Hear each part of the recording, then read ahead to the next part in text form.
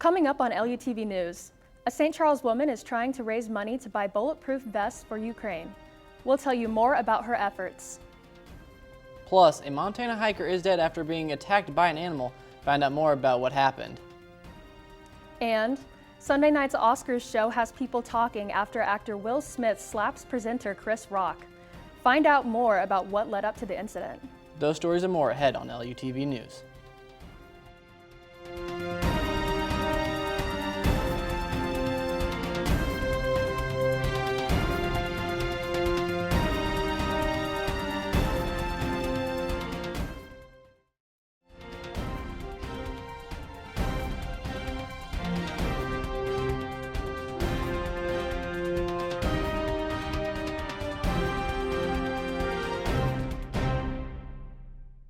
Welcome to this edition of LUTV News. I'm Mallory Vasquez. And I'm Gavin Anderson.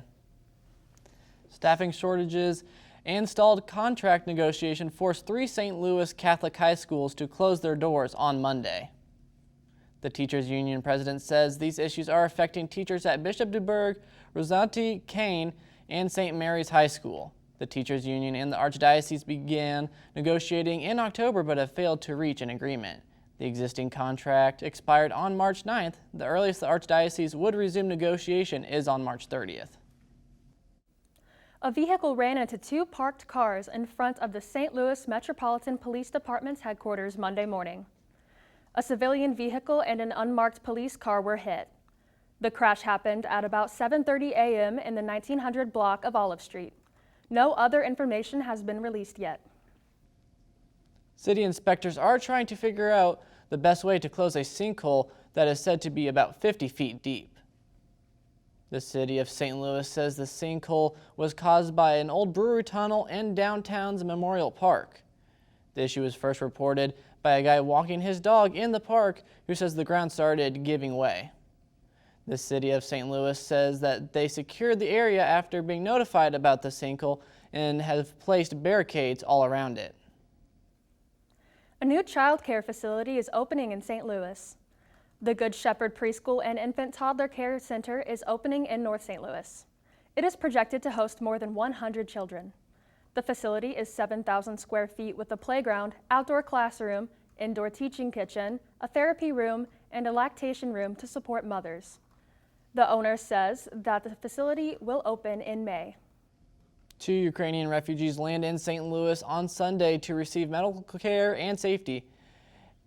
Anna Krukova and her daughter Victoria are from Nova Kakhovka, which is around 3.5 hours from Crimea.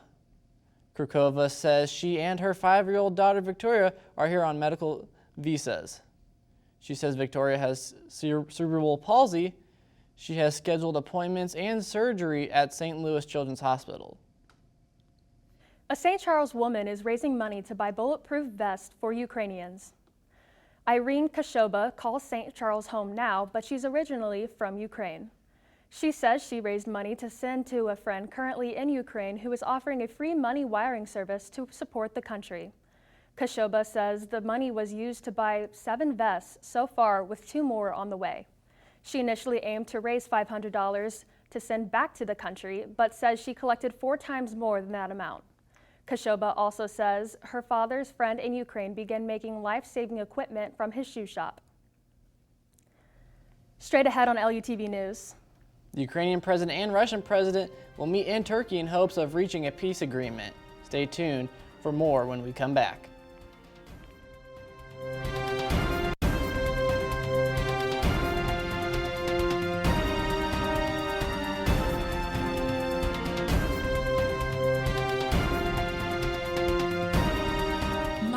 Doesn't always wear a cape, but she always has time for a hug, a smile, for going the extra mile.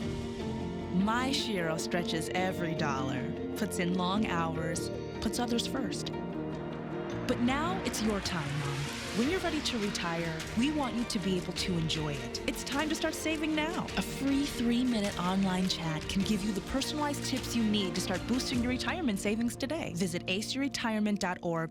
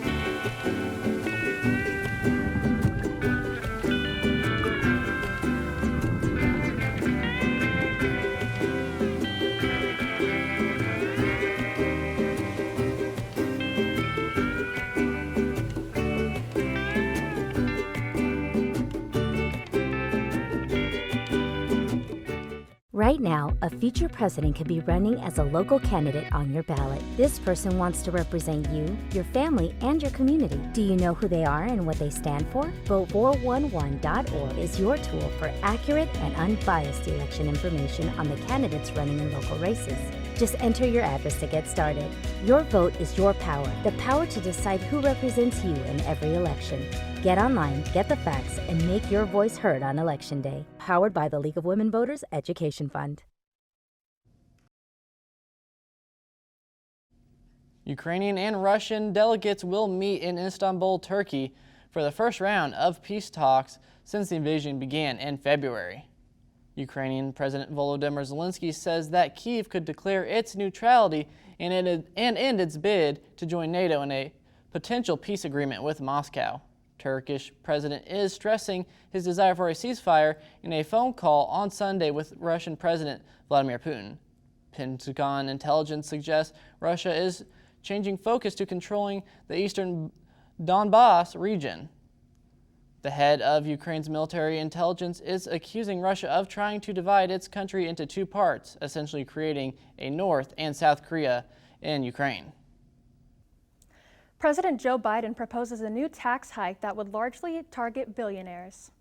The so-called billionaire minimum income tax would establish a 20% minimum tax rate on U.S. households worth more than $100 million. According to CNBC, over half of the revenue could come from those worth more than $1 billion. According to the document, this minimum tax would make sure that the wealthiest Americans no longer pay a tax rate lower than teachers and firefighters. If it's enacted, the tax is expected to reduce the deficit by about $360 billion over the next decade. White House Deputy Press Secretary tests positive for COVID-19 after her trip to Europe with President Joe Biden. Corinne Jean-Pierre says she tested positive on Sunday. Jean-Pierre says she last saw Biden socially distancing on a meeting on Sunday. Under the CDC and prevention guidelines, the president who is fully vaccinated is not considered a close contact. Jean-Pierre traveled with Biden to Belgium and Poland. Biden returned to the White House early Sunday morning from the 4-day trip to work with the NATO alliance after the invasion of Ukraine. A 19-year-old boy is dead after a utility terrain vehicle crashed in southwest Illinois. Officials say the crash happened just after 2 p.m. on Robinson near Smith Road, just east of Ellis Grove, Illinois. Police say the 19-year-old was riding with two teens, a 14 and 15-year-old boys, when the UTV left the roadway and flipped.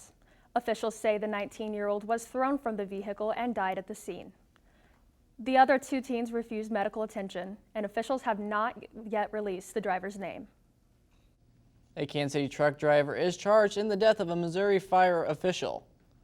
65-year-old Kevin Lee Brunson is behind bars after being indicted in the death of Boone County Assistant Fire Chief Bryant Gladney. The Kansas City Star reports that the Missouri Highway Patrol arrested Brunson on Friday around 9 p.m. in Clay County. Police say Brunson's truck hit Gladney's patrol car as he worked a wreck near Interstate 70 in Columbia back in December. Court records say Brunson is charged with first-degree manslaughter and is being held on a $250,000 bond. No word on his next court date or if he has entered a plea yet. A Montana hiker is dead after an apparent grizzly bear attack on Friday morning. The search and rescue crew discovered the body of 40-year-old Craig Clohart near Yellowstone National Park. He was found 2 days after he and his friend left for a hike and decided to split up. Police say Clohart was last seen Wednesday morning. An alleged thief is on surveillance camera stealing gas from 10 different cars from a Chicago car dealership lot. That one location in Illinois was hit 3 times last week. Video from a surveillance camera shows a man entering the I-80 auto sales lot in the morning hours and drilling holes in the car gas tanks and carrying buckets of gas away. Gas can be seen leaking from a truck after the man left with the buckets in hand. The dealership's owner says the man was targeting the big trucks because they are higher and could get the buckets underneath them. The owner says while there are several surveillance cameras up already, he plans on adding more to better protect his business. We won't see much sun this week. Instead, we may even need our umbrellas. Find out more when we come back.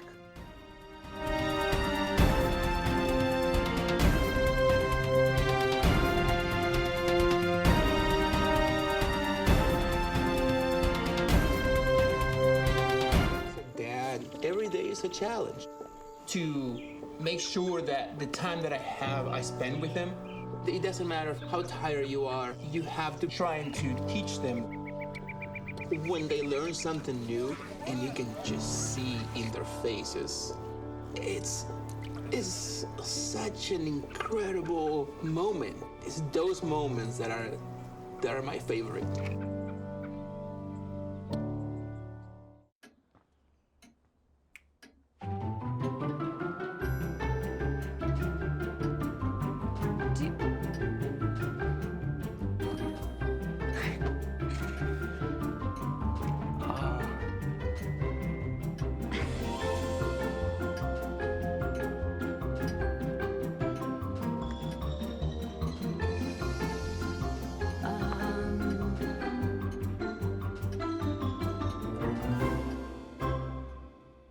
Listen, you're my friend. I noticed you haven't really been yourself recently.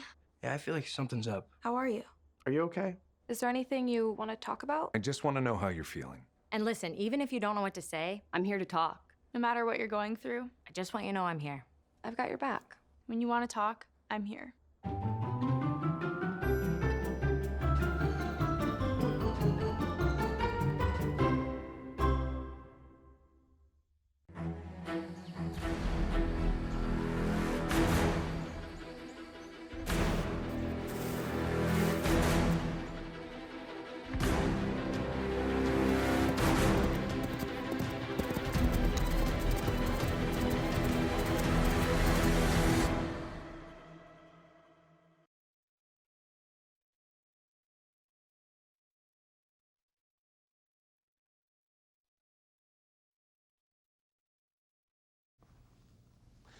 Allergy season is now upon us. So far, the tree pollen is very high, but for grass and ragweed pollen allergy sufferers, you are in the clear. In the northwest, they can expect another rainy week once again. Down in the southwest, they can expect some rain on Tuesday, but hot and cloudy days fill the rest of their week. Moving up to the northeast, they will have some moderate temperatures with a rainy day on Thursday. As for the southeast, they will see their hottest temps on Wednesday. Shifting over to the local weather map, St. Louis is the chilliest in the area at 48 and partly cloudy. In St. Charles, it is what I would call a beautiful 49 degrees and partly cloudy. As for Maryland Heights, they might as well be married to St. Charles, being 49 and partly cloudy as well. Swiping over to St. Peter's, we are seeing 49 and some clouds. And lastly, we see O'Fallon matching St. Louis being the coldest in the area at 48. Now taking a look at the 5-day forecast, Monday is only going to get up to 51 with a low of 34. On Tuesday, we will see the second warmest day of the week, but with more clouds. Coming on Wednesday, expect your umbrellas as thunderstorms and some rain will be heading our way. Thursday will dry up again, but only have 45 for a high and 37 as the low. On Friday, we will see some rays of sunshine again with a 56 high and 33 low. Tanning beds are going to be your best option this week as the sun is going to be hiding. For LUTV Weather, I'm Mason Goffey. Back to you, Gavin. Microscopic plastic particles are now being found in the human bloodstream for the first time. Researchers call it microplastic. They say it's been found in air, food, and water previously, but never before in human blood. According to the recent study, the plastic particles were found in 17 out of 22 Netherlands-based donors who participated. That's more than 3/4 of all participants. The donors say it was disturbing to find that there is plastic in their blood. Microplastic can enter the body through food, drink, air, and even from the rain. Dollywood is closing its drop tower attraction after a fatal fall at a similar ride in Orlando on Thursday. Police say St. Louis native 14-year-old Tyree Sampson fell to his death from the Orlando freefall ride. This is the tallest drop tower in the world. Dollywood's theme park spokesman says its drop tower ride was made by the same manufacturer as the one in Orlando. They also say even though Dollywood's specific ride is not involved, the drop tower will be closed until more details about the tragic incident are released.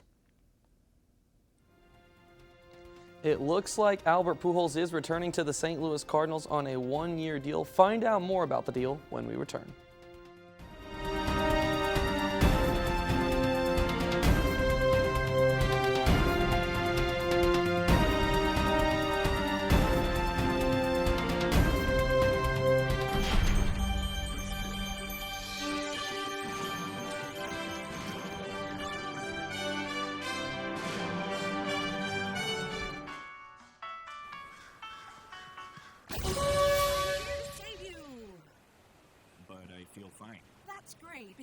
still be at high risk for lung cancer. Oh man, that's a new fence.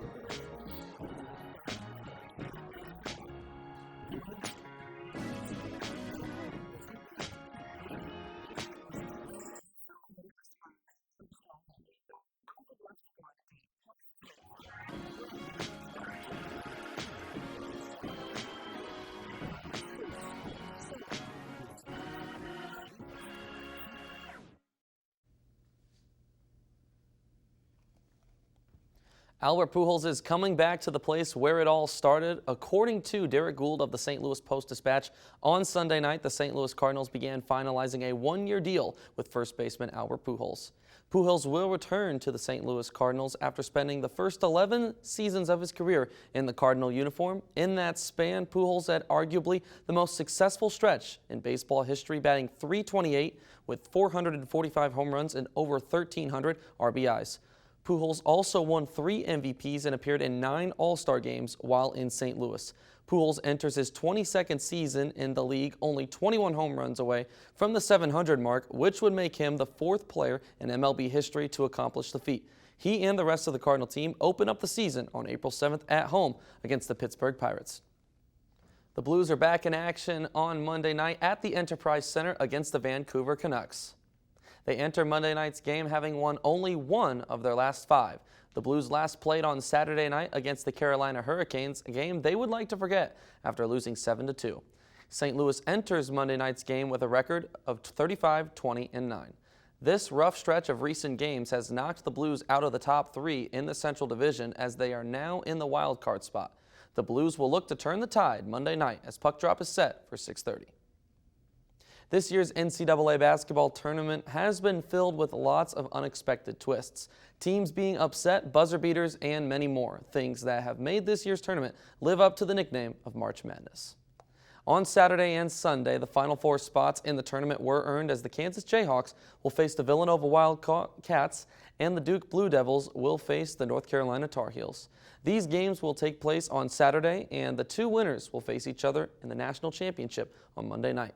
The big headliner being that Duke's head coach Mike Krzyzewski will look to win 1 final national championship before wrapping up the greatest coaching career in college basketball history. It is the first time that the 2 rivals, Duke and North Carolina, will face off in an NCAA tournament. The United States men's national soccer team earned a big win Sunday night, which all but sends them to the World Cup. On Sunday night, the USMNT faced off against Panama. Team USA was led by Christian Pulisic and his hat trick, which helped the United States to a 5-1 victory. Pulisic becomes the 6th player in team history to score a hat trick in a World Cup qualifier. With the win, the men's national team puts themselves just 1 game away from qualifying for the World Cup. As long as they lose by less than 6 goals against Costa Rica on Wednesday, Team USA will be bound for the 2022 World Cup, which will be played in Qatar in November. Switching to Lindenwood Athletics, the Lions baseball team had a very successful weekend as they swept their conference opponent in the Southwest Baptist Bearcats in a 4-game series. The Lions won by a final scores of 16-1, 14-0, 7-0, and 6-0. If you add those totals up, the Lions scored 43 runs over the weekend, all while allowing just 1. With the wins, the Lions jumped to 15-10 on the season, with 14 of those coming at home. They travel to Liberty, Missouri next weekend for a 4-game series against the William Jewell Cardinals. Moving to Lindenwood softball now, the Lady Lions had another successful weekend, winning 3 out of 4 games on their weekend trip. The Lions started off the weekend also facing off against Southwest Baptist. They defeated the Bearcats by finals of 7-0 and 5-0. LU pitchers Amanda Way, Brianna Macias, and Marina Esparza combined to allow 0 runs in the series. The Lions then faced off against the Rockhurst Hawks, splitting the series with them. With the Game 2 loss, the Lions' 17-game winning streak came to an end. Lindenwood softball will be back at home next weekend as they face off against Missouri S&T and Drury. That is all for LUTV Sports. I'm Ethan Hannaford. Back to you, Gavin and Mallory. The 94th Annual Oscars honored the year's Best in Film on Sunday night. The show started off with Beyoncé performing Be Alive from the movie King Richard. Beyoncé was nominated for Best Song, but Billie Eilish won the category for her song No Time to Die in James Bond. Eilish is the youngest person to win an Oscar, Grammy, and Golden Globe. Coda wins the Oscar for Best Picture, Will Smith wins for Best Actor, and Jessica Chastain won for Best Actress. The Power of the Dog by director Jane Campion made history by becoming the 3rd woman to win Best Director. Another person to make history is Troy Kotsur, who became the first deaf man to win an Academy Award for acting. Regina Hall, Amy Schumer, and Wanda Sykes were the hosts for the evening. G.I. Jane 2, can't wait to see it, all right?